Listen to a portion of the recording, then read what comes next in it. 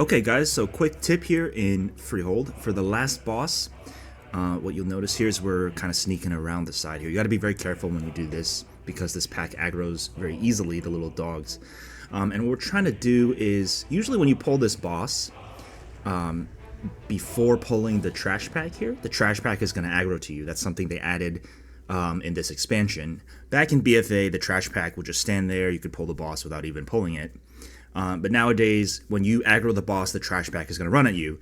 Very similar to the pack in front of Balakar Khan in Noku Defensive from last season. And we did a very similar thing to de-aggro it. What we did is we had Godi pull the pack and then shadowmeld. And in between that, we aggroed the boss. So the order would be you aggro the pack, then you aggro the boss, and then the person shadow melds. And what that does is resets the aggro on the trash pack without it pulling.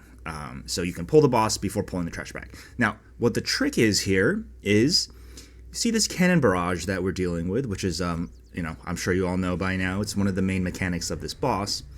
And you can actually put this on top of the trash to damage it. And you'll see here in a second, that's what we do.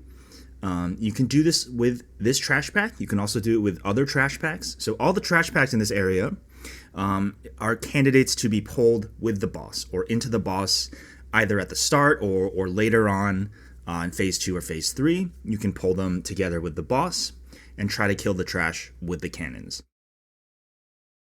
And so you'll see here, we're kind of making our way over there and we're preparing to pull the trash pack. Now, we didn't do a perfect job here. The way it would look perfectly is we all stack together as a group and kind of put the cannons one at a time in front of ourselves and kind of kite the trash into it. But we did a pretty good job here, and you'll see just how much damage this does to this trash pack on a 24 fortified week, where normally if you were to pull this alone, it would take over a minute, maybe a minute and a half, 2 minutes to do this trash pack. And this enforcer is going to get a lot of these bellows off. Now this is very dangerous, obviously, because the enforcer does do this AoE damage. At the same time, the boss is doing some AoE damage as well. So you need to be careful. You don't get any bad overlaps. People should be using their defensives during this. And ideally, you kind of kill it as quickly as possible with the cannons. And so that's really how the trick works. To get some more practice, you would want to practice the cannon placement. If you're in a coordinated group, you stack your party up and just move one step at a time and kind of kite the trash into it one step at a time. It's the cannon falling, the explosion, that does the damage, right? The fire doesn't do any damage to the trash. All right, guys, thank you for watching. If you have any questions, please leave a note in the comments. Freehold is quite a technical dungeon. There's a lot of tricks like this, and I'll be making more Freehold videos in the future, I'm sure.